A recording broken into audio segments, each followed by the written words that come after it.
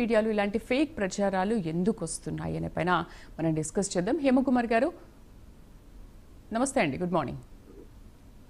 హేమకుమార్ గారు, అసలు సోషల్ మీడియాలో అసలు వార్తల కన్నా కూడా నకిలీ వార్తలే బాగా ఎక్కువగా సర్క్యులేట్ అవుతూ ఉన్నాయి. ప్రభుత్వం అంటే కూటమి ప్రభుత్వం అధికారంలోకి వచ్చినప్పటి నుంచి కూడా దీని మీద ఉక్కుపాదం మోపినప్పటికీ కూడా ఎందుకు ఇంకా ఈ ఫేక్ ప్రచారాలు విస్తృతంగా అవుతున్నాయి? దీనికి కారణం ఏంటంటారు?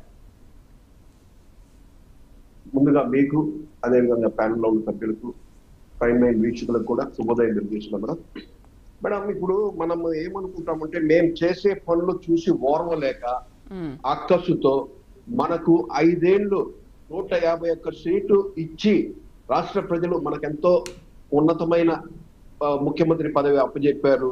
అలాంటి సమయంలో కూడా దాన్ని మనము ఏమీ చేయలేకపోయాము, మన చేతిలో పదవి ఇదుండి కూడా ఏం చేయలేకపోయామని అక్కసుతో మాట్లాడుతున్న మాటలే తప్పితే వీళ్ళు చూసి ఓరవలేకపోతున్నాం మేడం. ఈ రోజు డెవలప్మెంట్, రాష్ట్రం ఎట్లా డెవలప్మెంట్ అవుతుంటే మేడం, ఈ రోజు ప్రతి ఒక్క విషయం, స్కూల్స్ చూడండి, వృద్ధులకు పింఛన్లు కానివ్వండి, మేము ఇచ్చిన హామీలు ఏదైతే ఉందో ఏకపక్షంగా ఈ రోజు పవన్ కళ్యాణ్ గారు ఇనిషియేటివ్ తీసుకొని రాష్ట్రంలో ఎక్కడెక్కడ ఏ విధంగా ఈ రోజు తుఫాన్ పడుతుంటే తుఫాను కూడా ఎంత దుబాయ్ లో ఉన్న ముఖ్యమంత్రి గారు అప్పటికప్పుడు ఫోన్ చేసి సమాచారం ఏ విధంగా ఉంది, ఎట్లా ఉంది రాష్ట్ర పరిస్థితి తెలియజేసుకుంటారు.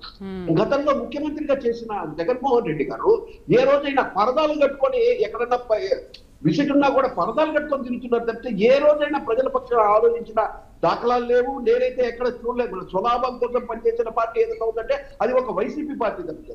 అదే విధంగా ఈ రోజు ఏ లాభం ఆశించకుండా చేస్తున్న ప్రభుత్వం ఏదంటే కూటమి ప్రభుత్వం.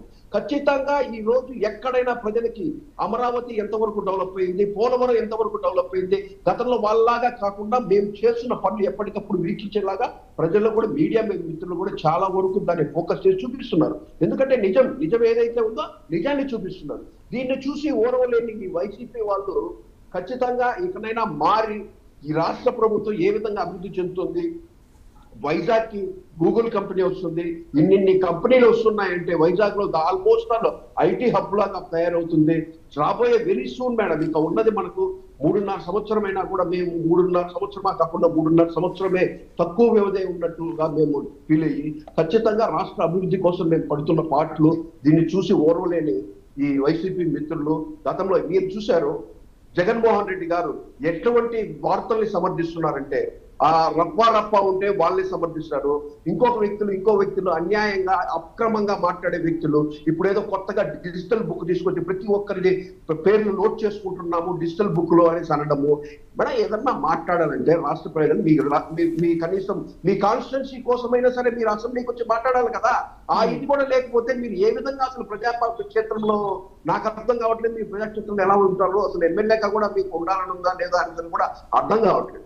అలాంటప్పుడు మేము చేసే పనులని మీరు ఏదన్నా మాట్లాడాలంటే హక్కు మీకు కావాలనుకుని మాట్లాడాలనుకుంటే ఖచ్చితంగా అసెంబ్లీకి రండి, నిలదీయండి. ఎక్కడెక్కడ తప్పుడుందో మీకు సమాధానం అసెంబ్లీ ద్వారానే ఇస్తాం. అసెంబ్లీ ద్వారా ఇస్తున్నాం. మేము ప్రజలకి ఆల్మోస్ట్ ఖచ్చితంగా ప్రజలకు ఏ విధంగా జరుగుతున్న అభివృద్ధి అయితే మాత్రం ఖచ్చితంగా కనబడుతుంది.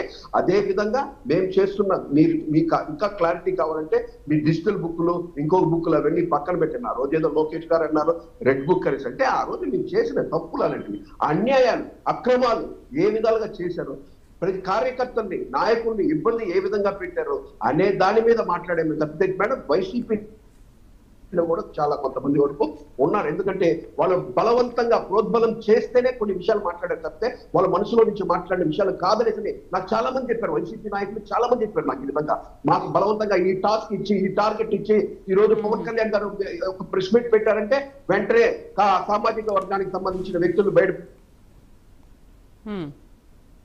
పంపించే పేర్ని నాని కానీ అంబటి రాంబాబు కానీ ఇలాంటి వాళ్ళని బయటికి పంపించి మాట్లాడమని చెప్పే విధంగా వాళ్ళు సూచనలు ఇచ్చారు. ఈ రోజు మేము మాట్లాడుతున్నా కూడా సరే ఈ రోజు మీడియా మిత్రులు మమ్మల్ని పిలిచి ఈ రోజు డిబేట్ కమిషన్ పిలిచి మేము మాట్లాడాల్సి వస్తే ఏం చెప్తున్నారంటే ఎటువంటి పరిస్థితుల్లో అన్పార్లమెంటరీ కానీ ఇంకొకటి కానీ మాట్లాడే ప్రసక్తి అయితే ఉండకూడదు.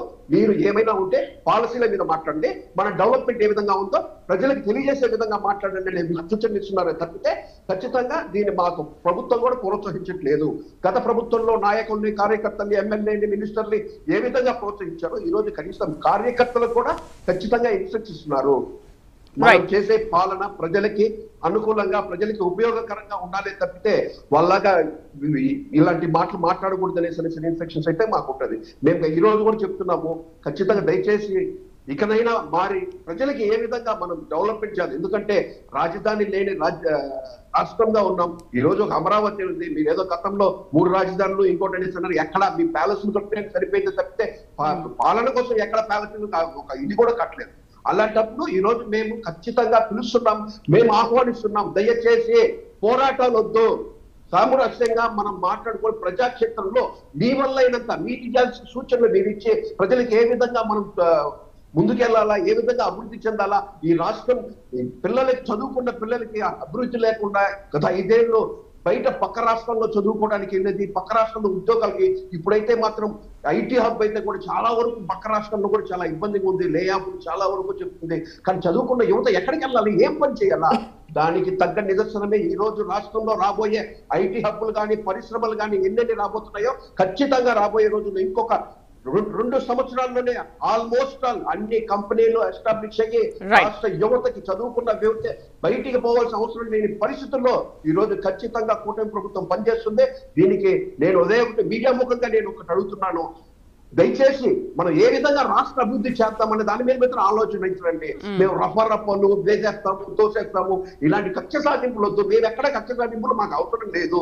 మా కక్ష సాధింపులు కాదు, చట్టం పని చట్టం చేసుకుంటుంది, మా పని మేము చేస్తున్నాము అంతే తప్పితే ఈ రోజు తిరుపతిలో కూడా సరే మేడం ఎగ్జాంపుల్ చెప్పాలంటే ఎక్కడెక్కడో వాళ్ళకి అవసరం లేని రోడ్లు, అంటే వాళ్ళ పొలాలు ఉన్నాయో వాళ్ళ ఆస్తులు ఉన్నాయో తెలియదు, కానీ అలాంటి చోట్ల రోడ్లు ఈ రోజు ఎమ్మెల్యే గారు ఆరెంజ్ చొరవ తీసుకొని సీసీ రోడ్లు ప్రతి ఒక్కటి తిరుపతిలో ఎంత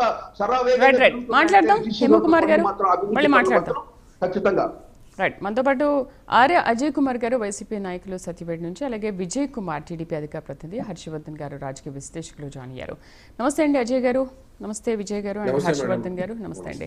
రైట్, అజయ్ గారు ఏంటి ఎప్పుడో 2023లో ఎక్కడో జరిగింది, అరకులో జరిగిందని చెప్పి తీసుకొచ్చి ఆ వీడియోను మళ్ళీ చూపించారు.